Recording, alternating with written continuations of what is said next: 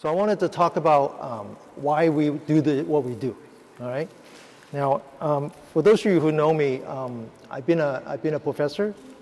I've been an entrepreneur, right? And for the last 10, 11 years, I have retired, and so this is my full-time job, right? And so I remember when I was a professor teaching at UCLA, I would have students coming in. I would interview them. Some of them are already in the system. Some of them wanted to come, and we had to interview them. And I always wanted to know what is it that they want to do, right? And then they said, well, I want to be a doctor. And I said, well, why is that? He says, well, my mom wanted me to be a doctor. I want to be a lawyer. I want to be an accountant. I want to be a pharmacist. I want to be this. I want to be an engineer, right? Never once did someone says, I want to be a salesman. No mother, no parents would ever want the son to be a son or daughter to be a salesman, right? And when I was in the university, I used to look down at salesmen, you know?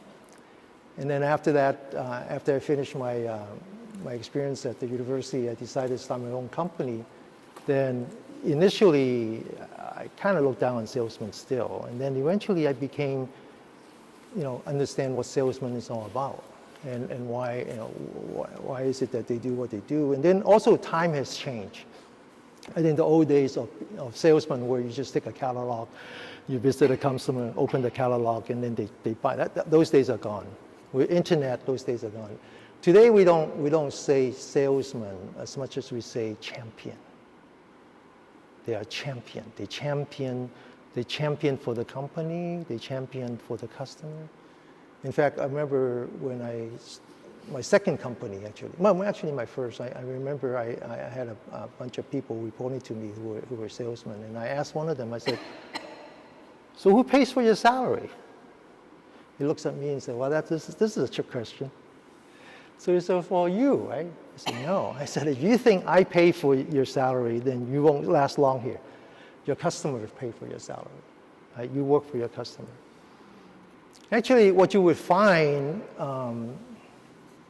whether you're getting ready to go to college or you're getting ready to retire, it doesn't really matter. Or you're working in a hospital, or you're working in government, or wherever you work. We are all salesmen now. We are all salesmen. We are all champion now. We all have to explain to people why we do what we do, right? So when you train salesmen, you have to explain to them what the two things, features and benefit. And in the old days, we talk about features, right? This car have a V8 engine, has stick shift and all that. Nowadays, we don't do that. Because with internet, your customer knows everything there is to know about your product. You don't even need, when you get a chance in front of a customer, you don't need to talk about features. You talk about benefits. What does it do for you? So today I'm going to talk about benefits. I'm not going to talk about features. I'm not going to talk about all the things that we will learn here. I'm going to talk about the benefits of why we do what we do. And in fact, today, I am a salesman. I'm a champion. My job is to convince you that this is worthwhile, that you should come back. And not only that, you should bring your friends back, bring your parents back, because this is good for you. So what are the benefits of what we do?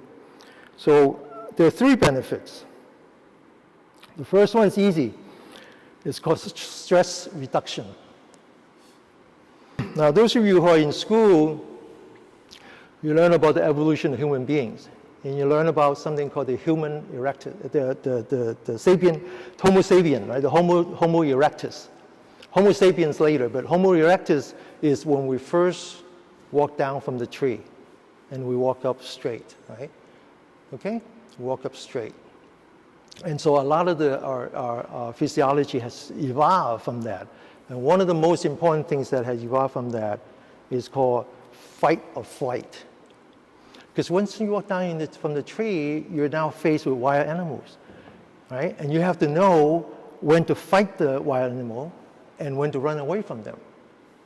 It's important, right? And because you say, well, then we just run away. Well, if you run away, you have no food. if you run away every time you have no food. So you can't just run away.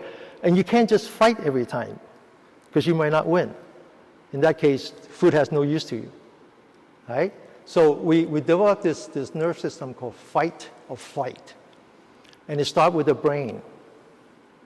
And once we realize that we are now confronted with danger, the brain sends signal to a kidney. Above the kidney, there's a gland called the adrenaline gland. And it excretes adrenaline, which is a hormone. And the hormone starts a chain reaction. Our eyes start to close up because we don't need peripheral vision anymore. We just have to focus on this one thing, right? Okay? Our ears closing together, right? Our hearts start to pump, okay? Our lungs start to contract. Our entire body changes because of that.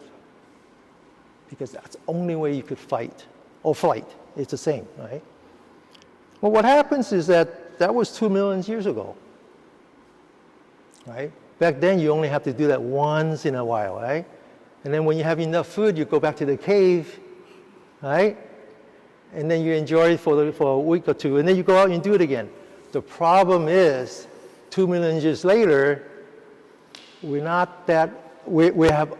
out-evolved ourselves. We are in this fight or flight mode all the time. Ask those who are our parents, right? You're in this fight or flight mode all the time. Ask the kids who are getting ready for college. Ask the people who work in enterprise. You're in this fight or flight mode. And what happened is that you develop what's called adrenaline fatigue. You all have it. I can look at you and I can see it. You don't think grandmother has adrenaline fatigue? Grandmother is the worst case, right? So when you have adrenaline fatigue, what happens? You get tired all the time. You have problems sleeping. You have problems getting up, right? You develop depression, right? Your immunity system goes to zero, okay? And you have hormonal imbalance. Kids, teenagers, they start to have acne, really bad, right?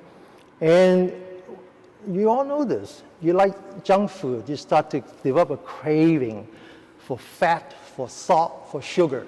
That's all part of the adrenaline fatigue, right?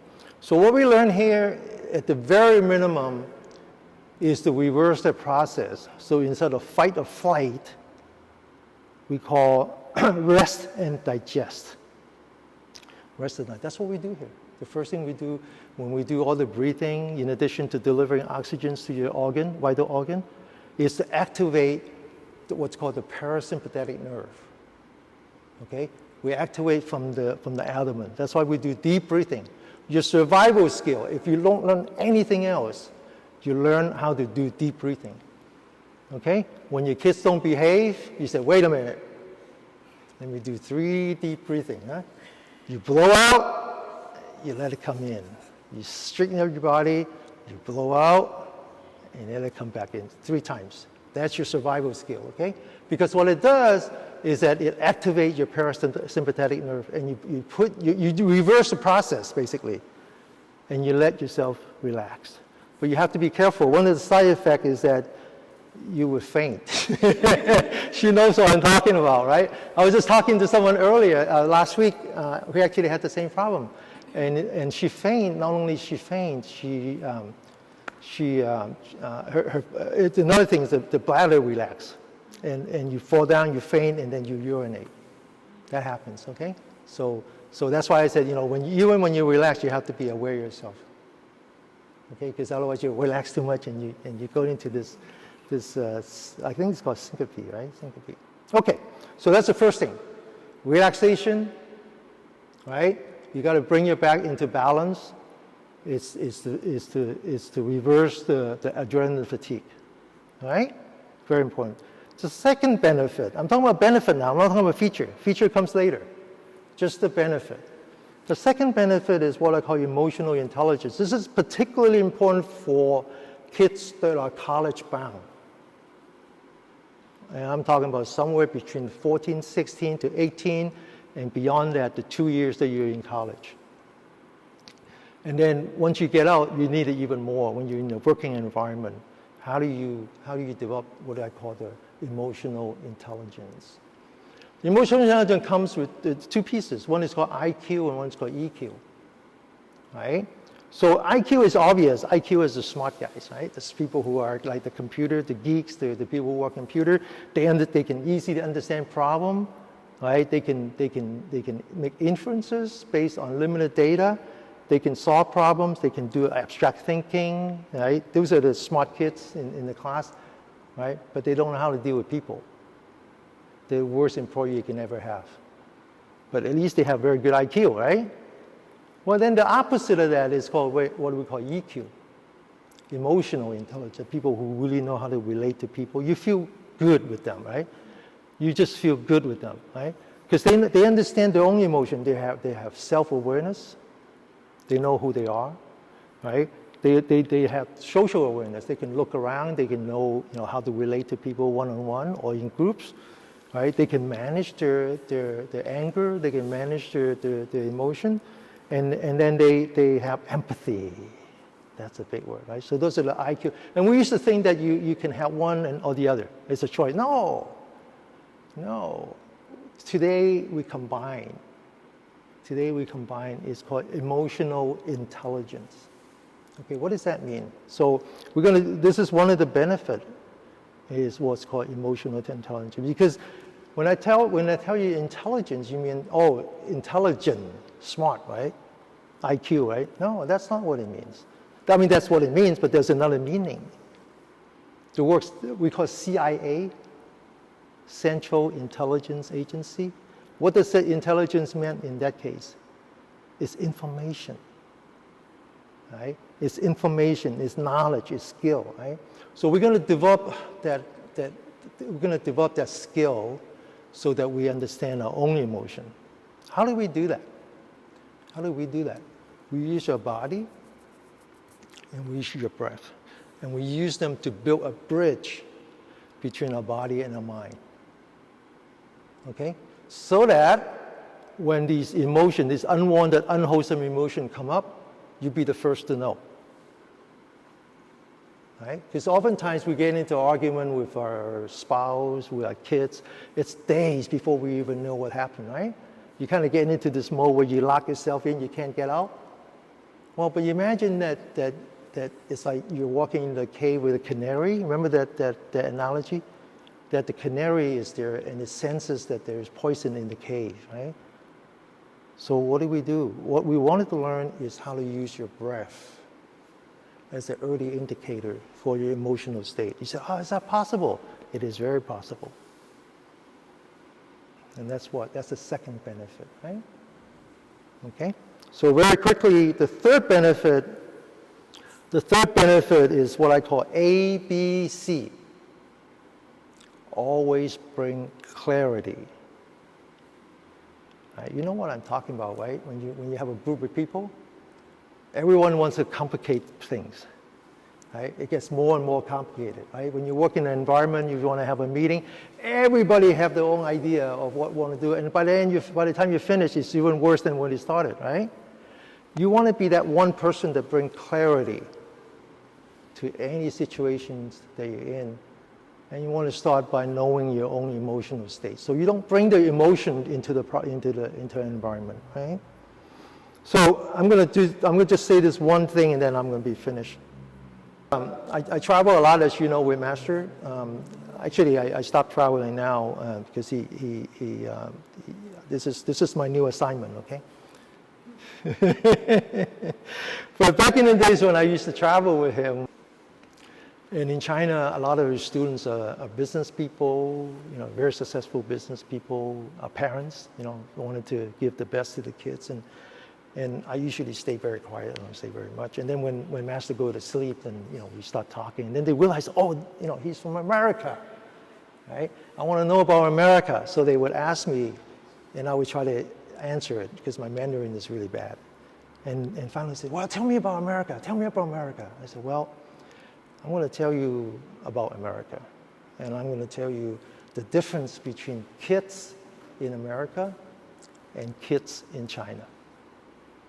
And I'm going to tell you about the difference between business people, successful business people in America, and successful people business people in China.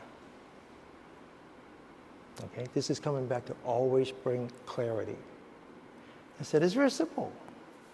I said, in China, the good kids, the smart kids, they know the perfect answer. You give them a question, they give you the answer. They're really good. I said, in America, and I don't mean America, I mean any kids that are educated in America, the smart kids, they know the question. Right? So don't educate your kids so that they know the answer. Educate your kids so that they know the question. And that's how you bring clarity. And you don't do that by just going to school. You do that by knowing your emotional state so that it don't complicate things. So what's the difference between successful business people in America and successful people in China? I said, successful people, business people in China, they know how to make money. And after they know how to make money, they will change the world. I said, in America, it's different. Successful business people in America, we change the world. And then when we're done changing the world, we'll print the money. Okay? Always bring clarity. And you don't do that. You do that by first understanding your breathing and understanding your body, understanding your emotion, and you bring intelligence into your emotion. And then only after that can you use the emotion intelligently. Okay? Thank you.